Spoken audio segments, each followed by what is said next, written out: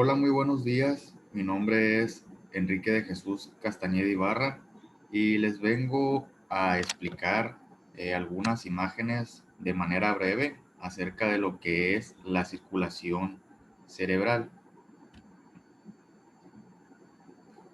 Primeramente, ¿qué es la circulación cerebral? La circulación cerebral es el movimiento de sangre que abastece al encéfalo a través de la red de arterias y venas cerebrales. Se dice que el ritmo normal de lo que es el flujo sanguíneo cerebral en un humano adulto es de 750 mililitros por minuto, lo que va a representar un 15% del gasto cardíaco.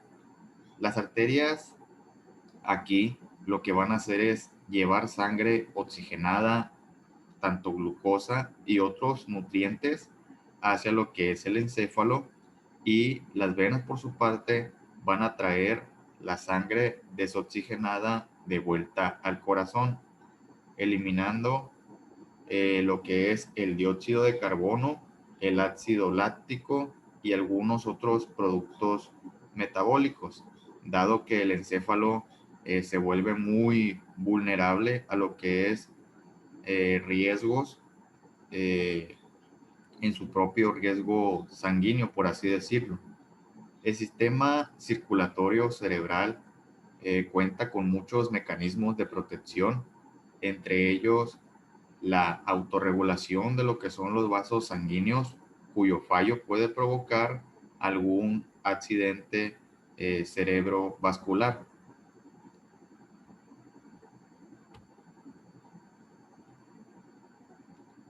El flujo sanguíneo. El flujo sanguíneo del encéfalo humano se divide entre los segmentos anterior y posterior, que van a ser relacionados con las diferentes arterias que van a irrigar al encéfalo. Los pares de las arterias principales, que las cuales ya se conocen que son las carótidas internas, van a irrigar al prosencéfalo. Este es el que se encuentra en la parte anterior de lo que viene siendo el encéfalo, y las arterias vertebrales que van a irrigar el tronco encefálico y el romboencéfalo, el que se conoce por estar rodeado por el cuarto ventrículo. Las circulaciones cerebrales anterior y posterior están interconectadas a través de las arterias comunicantes posteriores biliares, que van a formar parte del conocido polígono de Willis, que este suministra circulación de refuerzo al cerebro, que un poco más adelante les hablaré de ello. Y en caso de presentarse alguna oclusión de una de las arterias de suministro, el polígono de Willis lo que va a hacer es proporcionar algunas interconexiones entre la circulación cerebral anterior y posterior a lo largo de lo que es la base de la bóveda craneal, para así poder aportarle sangre a lo que son los tejidos. Y aquí, como podemos ver en dicha imagen, todas parten de la arteria carótida común, la cual se va a dividir pues en arteria carótida externa y arteria carótida interna. Las ramas de la arteria carótida externa se conocen como lo que viene siendo principalmente la arteria maxilar, la arteria occipital y algunas otras ramas que estas poseen.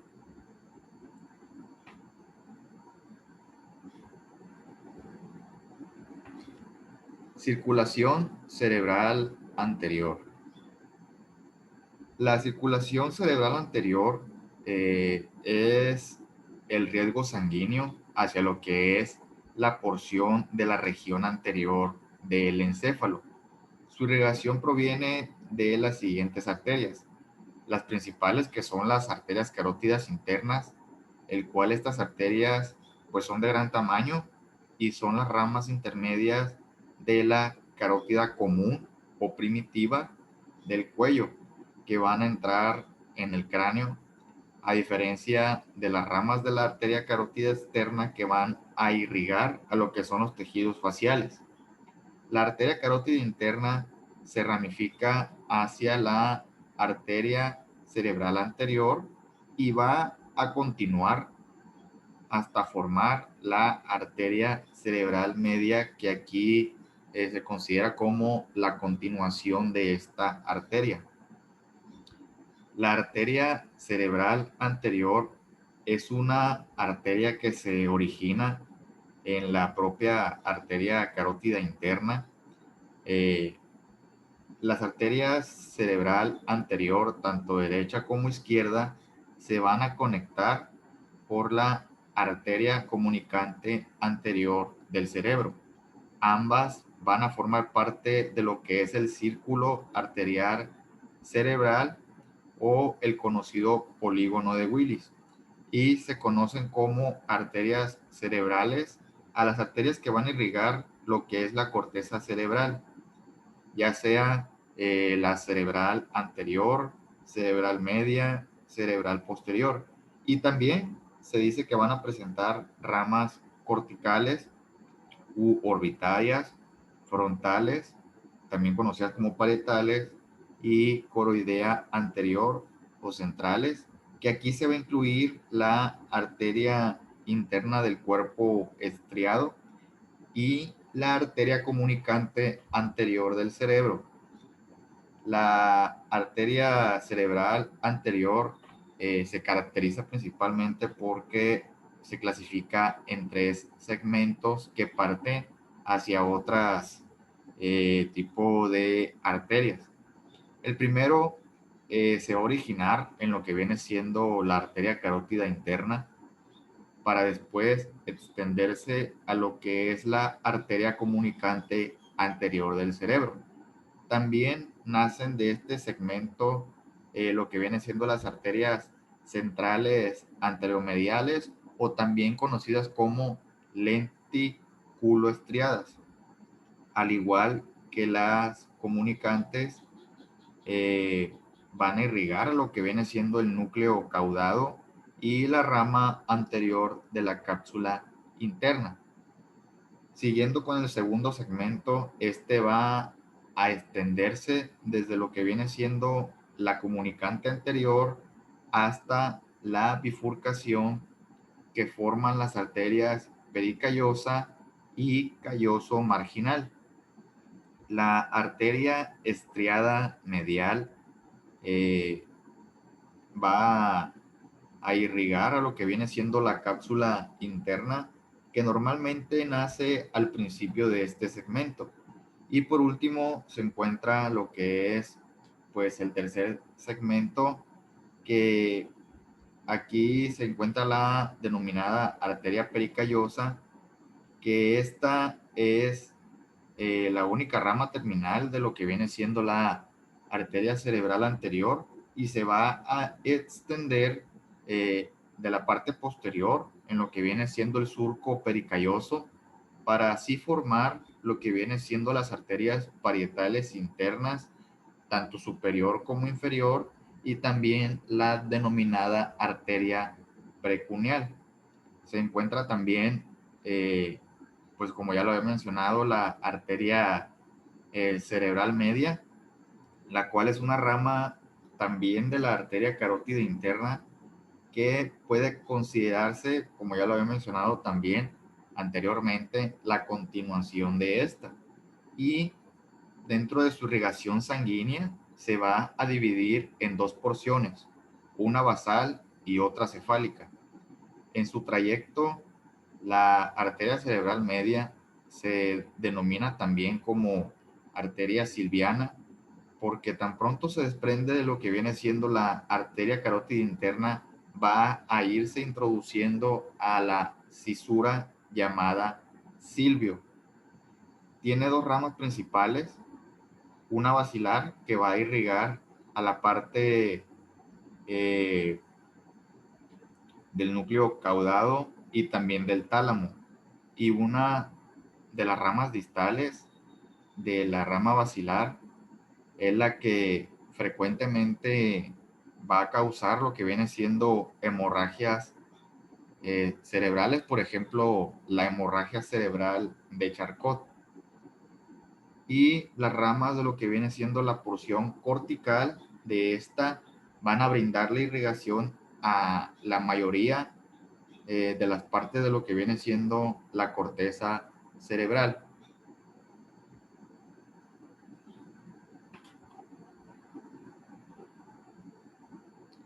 La circulación cerebral posterior. El sistema cerebrovascular sostiene el riesgo sanguíneo hacia la porción posterior del encéfalo, incluyendo lo que son los lóbulos occipitales, el cerebelo y el tronco encefálico. Su irrigación proviene de las siguientes arterias que mencionaré a continuación. Primeramente, las arterias vertebrales, que estas arterias de menor tamaño se van a ramificar desde las arterias subclavia y principalmente van a brindar irrigación a lo que son los hombros y la parte lateral del tórax, así como los brazos. Y dentro del cráneo, las dos arterias vertebrales se fusionan y forman así lo que viene siendo la denominada arteria basilar. También se van a provenir dicha irrigación de otras arterias, por ejemplo, la cerebelosa inferior posterior, la basilar, que esta irriga el mesencéfalo, el cerebelo, y habitualmente se ramifica en lo que viene siendo la cerebral posterior, la arteria cerebelosa inferior anterior, ramas de las arterias pontinas, las arterias cerebelosas superior, la arteria cerebelar posterior y la arteria comunicante posterior.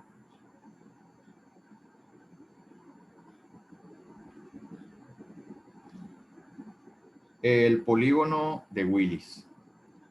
El también denominado círculo arterial cerebral o polígono de Willis es una estructura anatómica arterial que va a formar lo que viene siendo un heptágono y va a estar situada en lo que viene siendo la base del cráneo o del cerebro, que va a estar conformado por dos arterias cerebrales posteriores, por dos arterias comunicantes posteriores y dos arterias cerebrales anteriores, así como también de una arteria comunicante anterior.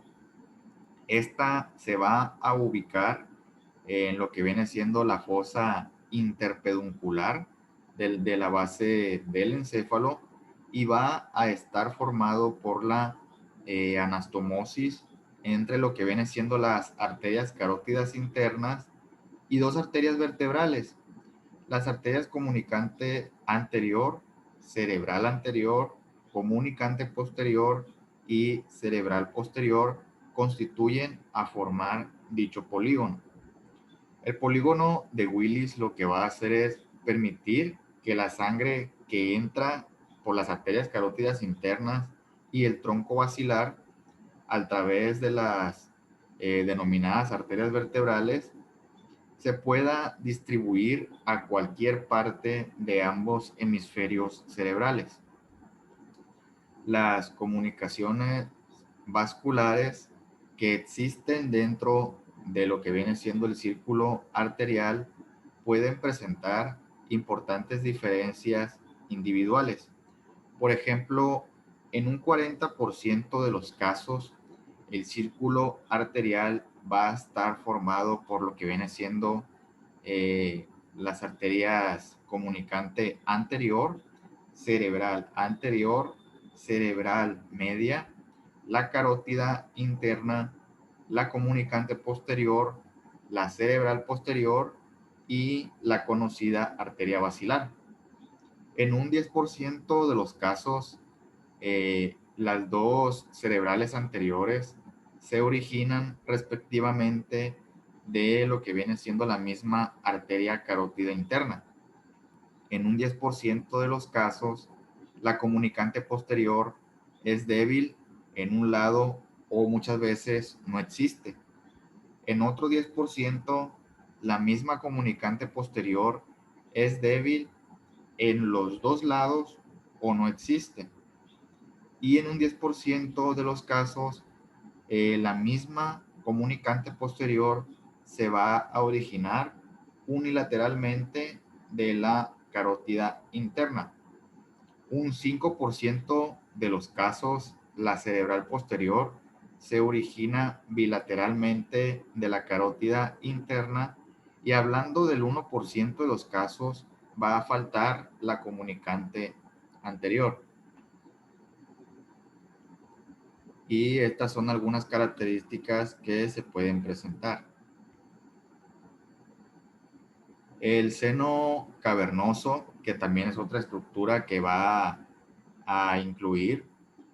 Este es un componente del sistema venoso del endocráneo y es un gran grupo de venas de red fina que van a formar una cavidad limitada por el esfenoides, que va a estar situado lateralmente con respecto a la denominada silla turca, y el hueso temporal del cráneo, que contiene en su interior a la arteria carótida interna y al par número 6 o nervio abducen. Por fuera tiene a los siguientes elementos: el par craneal número 3 o nervio oculomotor, el cuarto par craneal o nervio troclear o nervio patético, también como en muchas partes o personas lo conocen, y a la primer rama del quinto par o rama oftálmica del nervio trigémino. Y dentro de sus conexiones venosas recibe de lo que viene siendo la vena oftálmica, tanto superior como inferior, del seno esfenoparietal, y en algunas ocasiones también de venas centrales que intervienen a la retina, y venas superficiales cerebrales medias. Por último, tenemos lo que es el drenaje venoso. El drenaje venoso del cerebro puede separarse en dos subdivisiones, la cual es la superficial y la profunda. El sistema superficial está conformado por dos senos venosos denominados durales, cuyas paredes, a diferencia de las venas comunes, se componen de dura madre, que esta va a ser una de las meninges craneales. Por lo tanto, los senos durales se localizan en la superficie del cerebro. El seno sagital superior es el más prominente de todos y fluye en lo que viene siendo el plano sagital por debajo de la línea media de la bóveda cerebral posterior e inferiormente a lo que viene siendo la confluencia de los senos, donde el drenaje superficial se une con el seno, que fundamentalmente va a drenar el sistema venoso profundo. Desde ahí, dos senos transversales se van a bifurcar y se desplazan lateral e inferiormente en forma de S, para ir formando senos sigmoideos, que a su vez van a dar lugar a dos venas yugulares. En el cuello, las venas yugulares paralelas al curso ascendente de las arterias carótidas van a drenar lo que viene siendo la sangre hacia la vena cava superior. Y ya metiéndonos a lo que es el drenaje venoso profundo, este va a estar compuesto principalmente por las venas situadas dentro de las estructuras profundas del encéfalo, que después van a unirse por atrás del mesencéfalo para formar lo que viene siendo la gran vena de Galeno.